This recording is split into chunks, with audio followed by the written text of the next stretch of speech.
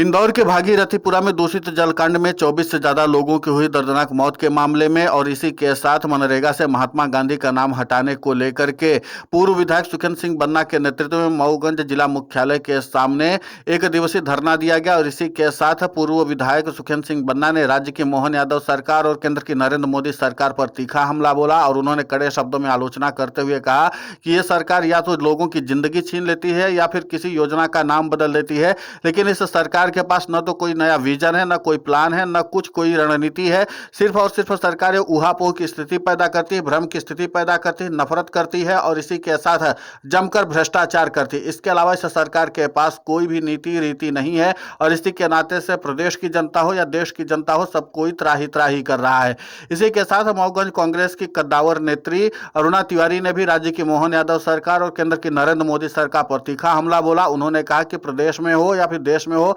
महिलाओं की स्थिति बद से बदतर होती चली जा रही है। प्रदेश में लाडली बहना की स्थिति क्या है, ये किसी से छुपा हुआ नहीं है। और इसी के साथ उन्होंने कहा कि महिला सुरक्षा को लेकर के प्रदेश का स्तर लगातार गिरता चला जा रहा है। राज्य के मुख्यमंत्री हो या फिर मंत्री हो या संतरी हो, कोई भी सुनने के लिए तैयार नहीं है और इसी के नाते से समूचे प्रदेश में भारी रोष व्याप्त है। इस बार प्रदेश की सत्ता से सीधे तौर पर मोहन यादव की सरकार को जनता उखाड़ फेंकने के लिए बेताब है और इसी के साथ देश से प्रधानमंत्री नरेंद्र मोदी को भी अब पीछा छुड़ाने के लिए प्रदेश और प्रदेश की जनता तैयार है। तो कुल मिलाकर के यह कि एक दिवसीय धरना के दिन पर कांग्रेस के कद्दावर नेताओं ने जमकर राज्य की मोहन यादव सरकार और केंद्र की नरेंद्र मोदी सरकार पर तीखा हमला बोला। अरुणा तिवारी ने कहा कि महिलाओं की स्थिति को लेकर के प्रदेश में हो या देश में हो, स्थिति दयनीय है और चिंतनीय है, लेकिन सरकार इस पूरे मामले पर जरा भी गंभीरता से विचार करने के लिए तैयार नहीं है। वहीं कांग्रेस के अन्य वरिष्ठ नेताओं ने भी राज्य की मोहन यादव सरकार और केंद्र की नरेंद्र मोदी सरकार पर तीखा हमला बोला और उन्होंने कहा कि आज आम गरीब मजदूर जो है वो त्राही त्राही कर रहा है, किसान जो है वो परेशान है, हताश है, निराश है